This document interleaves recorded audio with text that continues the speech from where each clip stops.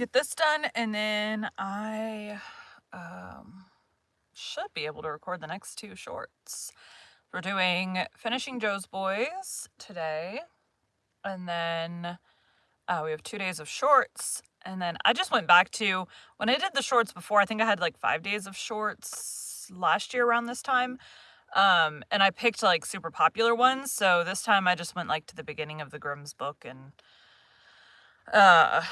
the Grimm brothers fairy tales, and just did the first two, because jumping around and all that, I'm gonna forget what I've done or not done. So and some of them are repeated, because like Andrew Lang did a lot of like including them in his fairy books. So some of them you'll get a different version of it later on when I go through their version. But anyways, we went to the beginning of the Grimms, and we're going to tell those from the beginning. Today we'll be continuing Joe's Boys. Today we'll be concluding Joe's Boys by Louisa May Alcott. Chapter 22. Positively Last Appearance. Who's talking here? Mrs. Joe.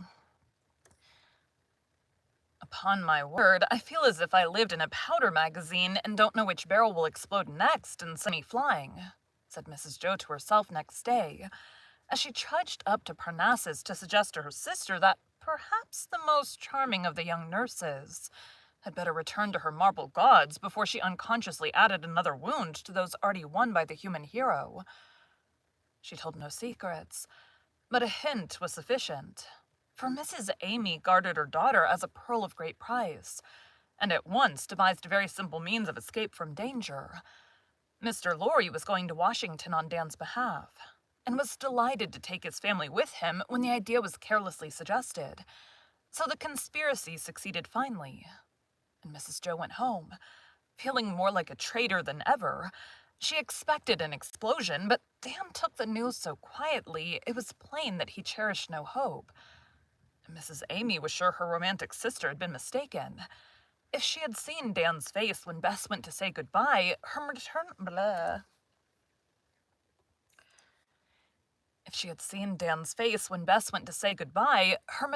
eye would have discovered far more than the unconscious girl did. Mrs. Joe trembled lest he should betray himself, but he had learned self-control in a stern school, and would have got through the hard moment bravely, only when he took both hands, saying heartily, "Goodbye, Princess. If we don't meet again, remember your old friend Dan sometimes." She, touched by his late danger and the wistful look he wore, answered with unusual warmth, "How can I help it when you make us all so proud of you? God bless your mission and bring you safely home to us again." As she looked up at him with a face full of frank affection and sweet regret, all that he was losing rose so vividly before him that Dan could not resist the impulse to take the dear Goldie head? Goldie. It's a weird way to say that, but okay. What are we starting with? All that he was... All that he was losing rose so vividly before him that Dan could not resist the impulse to take the dear Goldie head between his hands and kiss it with a broken goodbye, then hurried back to his room, feeling as if it were the prison cell again, with no glimpse of heaven's blue to comfort him. This abrupt caress and departure my voice cracked. This abrupt caress and departure rather startled Bess, for she felt with a girl's quick instinct that there was something in that kiss unknown before, and looked after him with sudden color in her cheeks and new trouble in her eyes. Mrs. Joe saw it, and fearing a very natural question, answered it before it was put. "Forgive him, Bess. He has had a great trouble, and it makes him tender at parting with old friends, for you know he may never come back from the wild world he's going to." "You mean the fall in danger of death?" asked Bess innocently. "No, dear, a greater trouble than that. But I cannot tell you any more, except that he has come through it bravely, so you may trust and respect him as I do." "He has lost someone he loved. Poor Dan, we must be very kind to him." Bess did not ask the question, but seemed content with her solution of the mystery, which was so true that Mrs. Joe confirmed it by a nod, and let her go away believing that some tender loss and sorrow wrought the great change all saw in Dan, made him so slow to speak concerning the past year. But Ted was less easily satisfied, and this unusual reticence goaded him to desperation. His mother had warned him not to trouble Dan with questions till he was quite well, but this prospect of approaching departure made him resolve to have a full, clear, and satisfactory account of the adventures, which he felt sure must have been thrilling. From stray words Dan let fall in his fever. So one day when the coast was clear, Master Ted volunteered to amuse the invalid, and did so in the following manner. Ted's voice. Muffins for tea. For me, for tea, who freaking cares? Muffins for something. Look here, old boy, if you don't want me to read, you've got to talk and tell me all about Kansas and the farms and that part. The Montana business I know, but you seem to forget what went before. Brace up and let's have it, he began, with an abruptness which roused Dan from a brown study most effectually. No, I don't forget. It isn't interesting to anyone but myself. I didn't see any farms. Gave it up, he said slowly. Why? Other things to do. What? Well, brush making, for one thing. Don't chaff a fellow, tell true. I truly did. What for? To keep out of mischief as much as anything. Well, of all the queer things, and you've done a lot, that's the queerest, cried Ted, taken aback at this disappointing discovery. Stomach made a noise. Taken aback at this disappointing discovery. But he didn't mean to give up yet, and began again. What mischief, Dan? Never you mind, boys shouldn't bother. But I do want to know, awfully, because I'm your pal and care for you no end. Always did. Come now, tell me a good yarn. I love scrapes. I'll be mum as an oyster if you don't want it known. Will you? And Dan looked at him. Clicky noise. And Dan looked at him, wondering how the boy... my nails! It's a day! I don't know what that just did. And Dan looked at him, wondering how the boyish face would change if the truth were suddenly told him. I'll swear it on the locked fists if you like. I know it was jolly, and I'm aching to hear. You're as curious as a girl. More than some. Josie and Bess never asked a question. Oh my God, stomach, hush. And Bess never asked a question. They don't care about Rose and things. They liked the mine business, heroes and that sort. So do I, and I'm as proud as Punch over it, but I see by your eyes that there was something else before that, and I'm bound to find out who Blair and Mason are, and who was hit and who ran away, and all the rest of it. What? Cried Dan in a tone that made Ted jump. Well, you used to mutter about him in your sleep, and Uncle Laurie wondered. So did I, but don't mind if you can't remember or would rather not. What else did I say? Queer what stuff a man will talk when his wits are gone. That's all I heard, but it seemed interesting, and I just mentioned it thinking it might refresh your memory a bit, said Teddy very politely, for Dan's frown was heavy at that moment. It cleared. I don't know what that noise was. It cleared off at this reply, and after a look at the boy squirming with suppressed impatience in his chair, Dan made up his mind to amuse him with a game of cross-purposes and half-truths, hoping to quench his curiosity and so get peace. Let me see. Blair was a lad I met in the cars, and Mason a poor fellow who was in a sort of hospital where I happened to be. Blair ran off to his brother's, and I suppose I might say Mason was hit because he died there. Does that suit you? No, it doesn't. Why did Blair run, and who hit the other fellow? I'm sure there was a fight somewhere, wasn't there? Yes. I guess I know what it was about. The devil you do. Let's hear your guess. Let's hear you guess. Let's hear you guess. Must be amusing, said Dan, affecting an ease he did not feel. Charmed to be allowed to free his mind, Ted at once unfolded the boyish solution of the mystery which he had been cherishing, for he felt that there was one somewhere. You needn't say yes if I guess right and you're under oath to keep silent. I shall know by your face and never tell. Now see if I'm not right. Out there they have wild doings, and it's my belief that you were in some of 'em. I don't mean robbing mails and clue-cluxing and that sort of thing, but defending the settlers or hanging some scamp or even shooting a few as a fellow must sometimes in self-defense. Aha! I've hit it, I see. Needn't speak. I know the flash of your old eye and the clinch of your big fist. And Ted pranced with satisfaction. Drive on, smart boy, and don't lose the trail, said Dan, finding a curious sense of comfort in some of these random words, and longing, but not daring, to confirm the true ones. He might have confessed the crime, but not the punishment that followed. The sense of its disgrace was still so strong upon him. My stomach. I knew I should get it. Can't deceive me long, began Ted, with such an air of pride Dan could not help a short laugh. It's a relief, isn't it, to have it off your mind? Now just confide in me and it's all safe. Unless you've sworn not to tell. Oh wait, that should be Ted.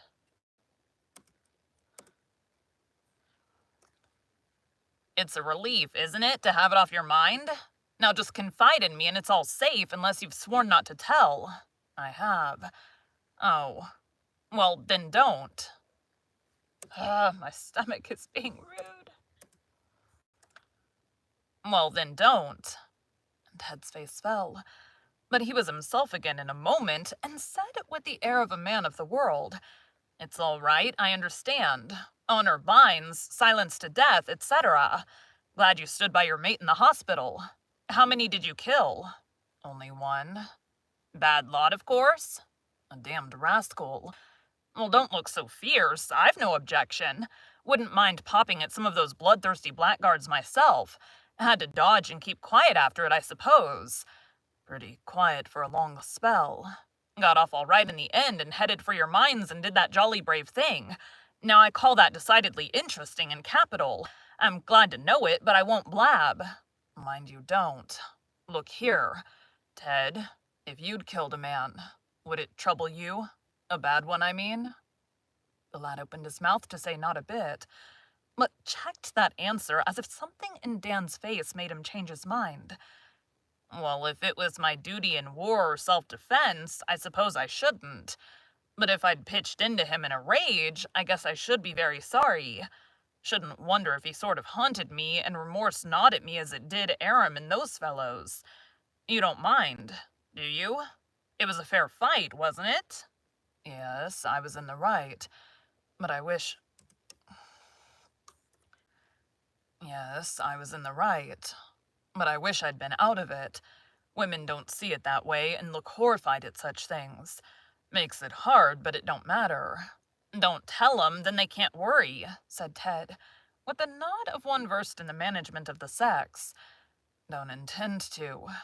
Mind you keep your notions to yourself, for some of 'em are wide of the mark. Now you may read if you like. And there the talk ended. But Ted took great comfort in it, and looked as wise as an owl afterwards. A few quiet weeks followed. Stomach. A few quiet weeks followed, during which Dan chafed at the delay, and when at length word came that his credentials were ready, he was eager to be off, to forget a vain love and hard work, and live for others, since he might not for himself.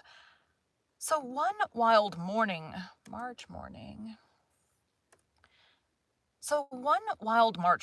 our Sintram rode away, with horse and hound, to face again the enemies who would have conquered him, but for heaven's help and human pity. Ah me, it does seem as if life was made of partings, and they get harder as we go on, sighed Mrs. Joe a week later. My voice is being dumb,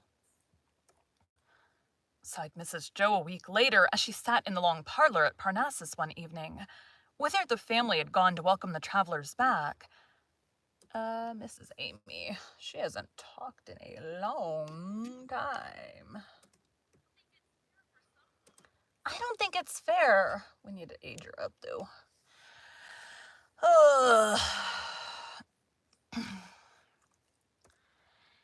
And meetings too, dear.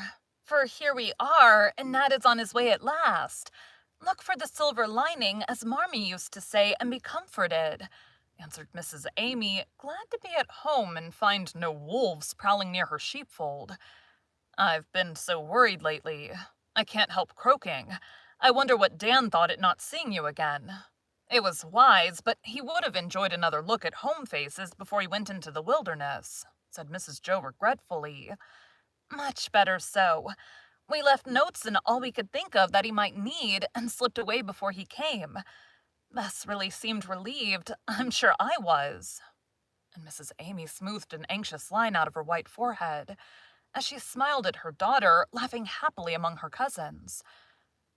Mrs. Joe shook her head as if the silver lining of that cloud was hard to find. But she had no time to croak again, for just then Mr. Lorry came in looking well pleased at something. That's him talking. Car. A new picture has arrived. Face towards the music room, good people, and tell me how you like it. I call it Only a Fiddler after Andersen's story. What name will you give it? As he spoke, he threw open the wide doors, and just beyond they saw a young man standing with a beaming face and a violin in his hand. There was no doubt about the name to this picture, and with the cry, "Nat, Nat," there was a general uprising. But Daisy reached him first, and seemed to have lost her usual composure somewhere on the way.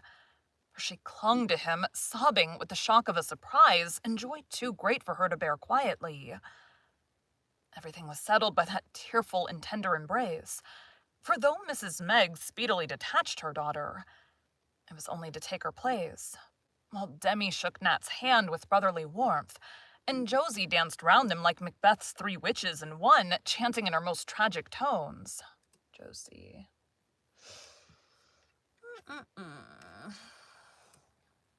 Grandpa. Chirper thou wast, second violin thou art. First thou shalt be, hail all hail. This caused a laugh, and made things gay and comfortable at once. Then the usual fire of questions and answers began, to be kept up briskly while the boys admired Nat's blonde beard and foreign clothes, the girls his improved appearance, for he was ruddy with good English beef and beer and fresh with the sea breezes which had blown him swiftly home, and the older folk rejoiced over his prospects. Of course, all wanted to hear him play, and when tongues tired, he gladly did his best for them, surprising the most critical by his progress in music, even more than by the energy and self-possession which made a new man of bashful Nat.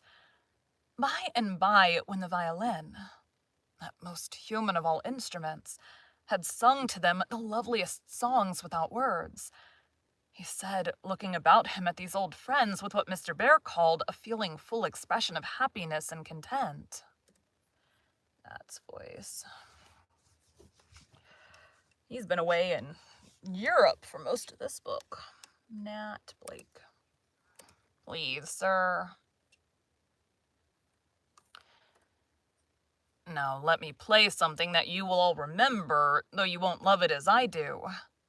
And standing in the attitude which old Bull has immortalized, he played the street melody he gave them the first night he came to Plumfield. They remembered it and joined in the plaintive chorus, which fitly expressed his own emotions. Oh, my heart is sad and weary everywhere I roam, longing for the old plantation and for the old folks at home. Now I feel better, said Mrs. Joe, as they all trooped down the hill soon after. Some of our boys are failures, but I think this one is going to be a success, and patient Daisy a happy girl at last. Nat is your work, Fritz, and I congratulate you heartily. But we can sow the seed and trust that it falls on good ground. I planted, perhaps.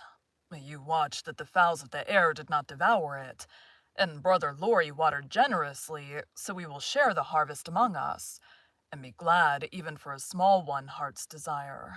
I thought the seed had fallen on very stony ground with my poor Dan, but I shall not be surprised if he surpasses all the rest in the real success of life, since there's more rejoicing over one repentant sinner than many saints, answered Mrs. Joe, still clinging fast to her black sheep, although a whole flock of white ones trotted happily before her. It is a strong temptation to the weary historian to close the present tale with an earthquake, which should engulf Plumfield and its environs so deeply in the bowels of the earth. How does one say this word?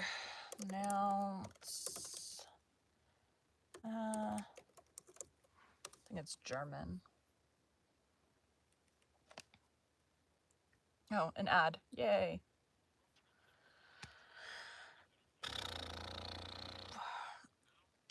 It is German. Not the ad, the word. The ad is about Honda, apparently.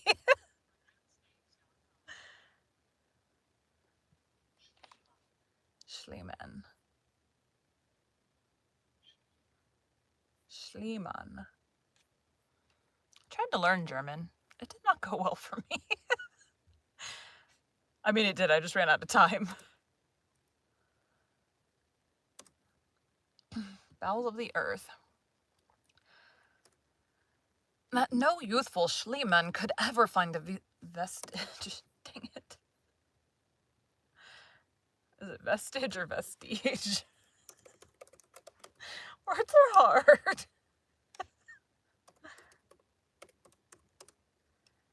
Vestige.